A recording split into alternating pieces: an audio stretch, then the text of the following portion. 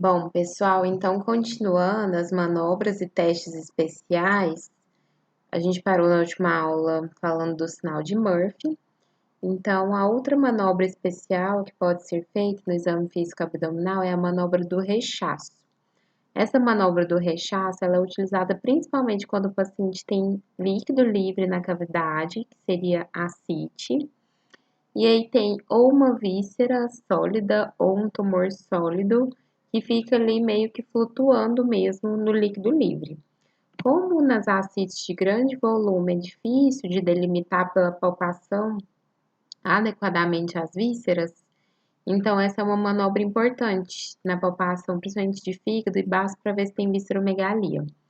Então, o que que acontece? Na manobra do rechaço, a gente vai ver isso na aula prática melhor, mas faz-se uma compressão com a mão espalmada sobre a víscera e sem tirar a mão do local, você sente a víscera bater de volta na sua mão. Então, por exemplo, vamos supor que a gente tem um fígado aqui aumentado de tamanho abaixo ali do rebordo costal.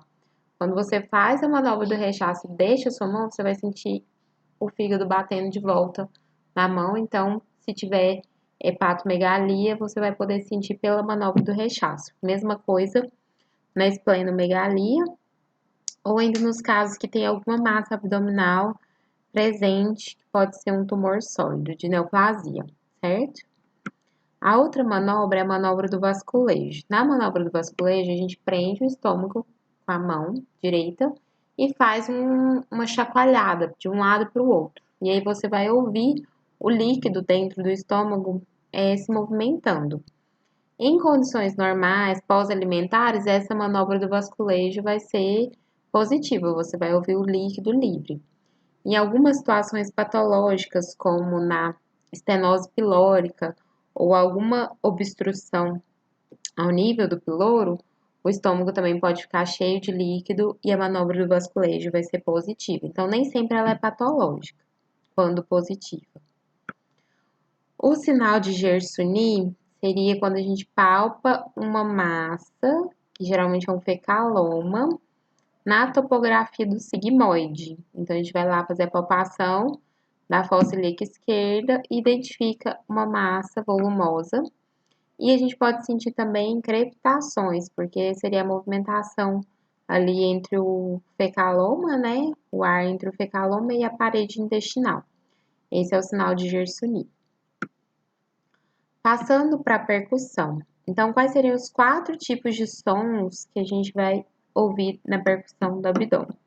A percussão ela vai ser bimanual também. Geralmente a gente vai utilizar o dedo médio com o dedo médio. E isso é uma questão de prática também. Às vezes no início vocês vão ver que o som não vai sair muito bom, mas depois ele vai saindo melhor. Então, os 4 tipos de som seriam o timpanismo, o hipertimpanismo, a maciçez e a submaciçez.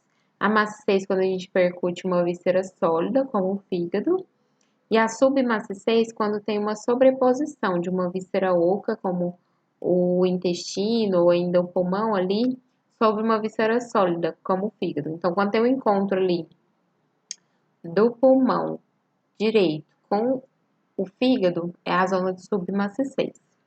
Ou ainda a flexura do cólon também sobre o fígado pode dar esse som de submaciçez. Então, a gente deve percutir as 9 regiões do abdômen, que a gente já comentou lá na aula de inspeção, e ainda o espaço de Traube. Como é delimitado o espaço de Traube? Então, a gente vai pegar a linha axilar anterior, o rebordo costal esquerdo e o sexto espaço intercostal esquerdo. Esse é o espaço de Traube.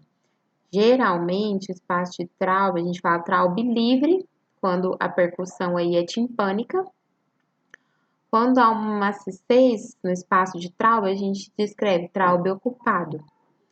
E algumas causas podem dar essa maciçez no espaço de Traube.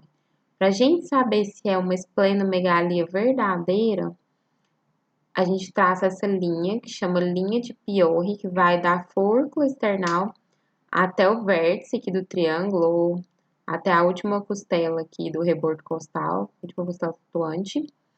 E se houver maciez medialmente à linha de Piorri, aí a gente fala que é uma esplenomegalia verdadeira. Por quê? Porque tem outras coisas que podem dar o traube ocupado. A principal é a esplenomegalia, mas nos casos de adenocarcinoma gástrico, estômago cheio, um fecaloma ali na flexura do cólon transverso com cólon descendente, então da flexura do cólon ali bem na região do espaço de Traube. Aquelas pessoas que têm citos inversos. Citos inversos é uma síndrome e que tem uma transposição tanto dos vasos da base quanto dos órgãos. Então, tudo que é à direita anatomicamente passa a ficar à esquerda e o que é à esquerda. Desculpa. O que é à esquerda passa a ficar à direita.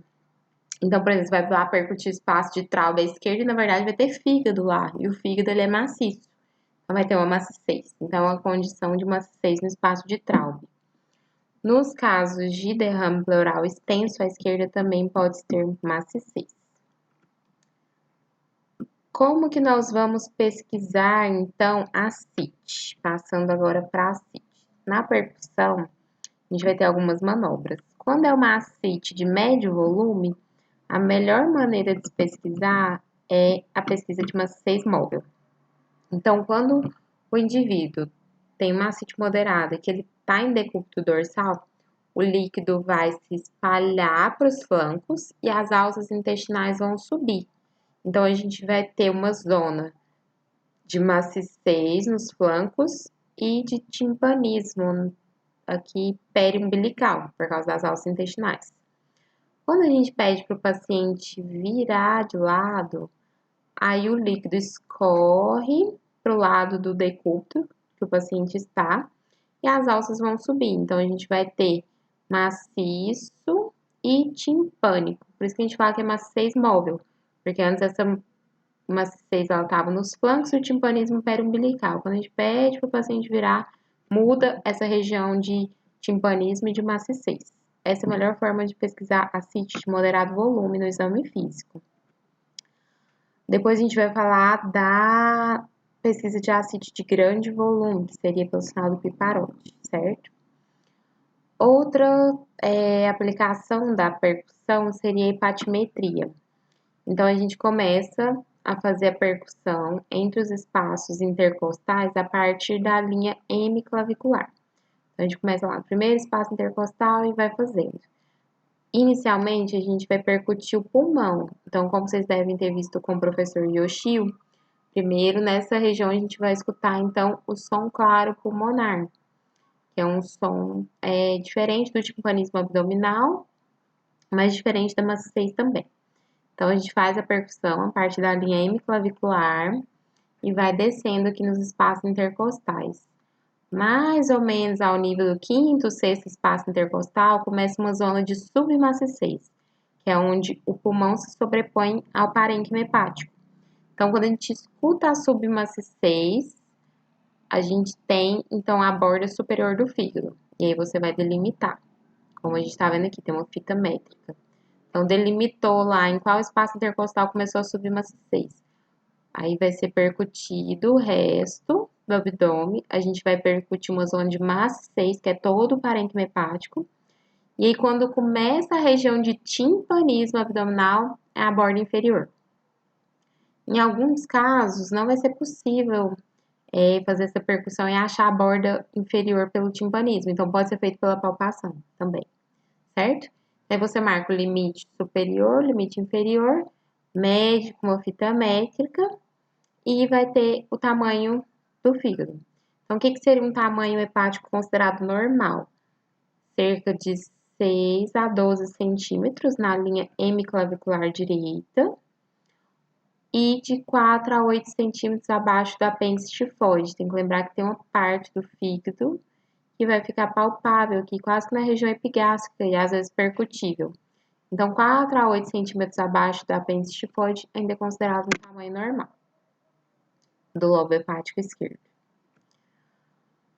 Durante a percussão, pode ocorrer o que a gente chama de sinal de Joubert. Então, esse sinal ele aparece quando tem timpanismo em área de massa 6, ou seja, onde era pra gente percutir lá o parênquima hepático, lá na loja hepática, né? Rebordo costal direito lá, deveria ter o parênquima hepático.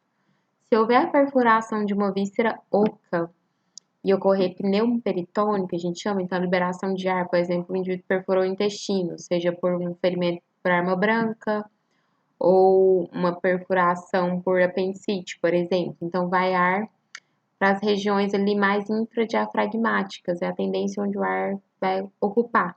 E aí aparece, então, um timpanismo numa área que era para estar maciça. Esse é o sinal de Joubert. Ele pode ser falseado quando a flexura hepática do cólon está nessa região. Então, quando tem uma sobreposição do cólon ali com o fígado e você vai percutir e tem timpanismo, esse pode ser um falseamento do sinal de Joubert, que é chamado de sinal de Chilaidite, mas não se preocupem com esse, o mais importante é o sinal de Joubert. Por fim, para terminar o exame físico do abdômen, faz parte do exame físico também o toque retal. Então, o que é importante no exame da região anoperineal? A gente tem que explicar para o paciente a importância de realizar o exame, explicar o que vai ser feito para o paciente colaborar com a gente também, porque é um pouco constrangedor. E não se deve negligenciar o exame, né, o toque retal do exame abdominal, porque em algumas situações ele vai dar informações importantes, como por exemplo no abdômen agudo. Quando a gente faz o toque retal e vem sangue no dedo de luva, isso é uma informação importante. Ou um paciente idoso, sem evacuar há vários dias, que você faz o toque retal e percebe que tem fecaloma, isso também vai mudar a conduta em relação ao que vai ser prescrito, certo? Então, no exame da região anoperineal, inicialmente vai ser feita a inspeção. Na inspeção, a gente vai procurar por fissuras, prolapso hemorroidário, alguma alteração externa, condiloma, né, causado pelo vírus do HPV. Então, tudo isso vai ser visto na inspeção. A gente vai ter que afastar as nádegas para observar a região anal e perineal. E o toque retal em si pode ser feito de duas maneiras. Na aula prática, a gente também vai treinar lá no boneco, mas o que acontece? Precisa ser usado luva e xilocaína gel, que é um lubrificante e ao mesmo tempo anestesia um pouco. Então, o paciente vai ficar ou na posição de Sims, que é aquele decúbito lateral, com a perna fletida sobre o tronco e a outra esticada, ou pode-se fletirar as duas sobre o tronco, então o paciente vai ficar meio que numa posição fetal, ou ainda na posição geno-peitoral. A geno-peitoral ela não tem muito boa aceitação pelo paciente, então é mais confortável a posição de Sims. E aí, com o dedo enluvado e passado a xilocaína gel, a gente vai fazer uma leve pressão no esfíncter externo do ânus até haver um relaxamento e a gente conseguir introduzir o dedo e identificar as estruturas. Dá para sentir mais ou menos cerca de 10 centímetros acima do esfíncter externo do ânus. Então, a gente vai ter informações sobre a presença de fezes na ampola retal, presença de sangue no dedo de luva, presença de fecaloma alto pode ser sentido. Nos homens vai ser possível sentir a consistência da próstata, se tem dor na palpação prostática.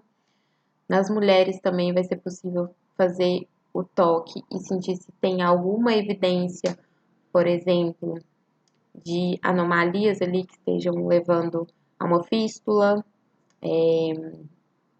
reto vaginal. Pode ser sentida ainda massas na região retal que podem remeter a neoplasias de reto.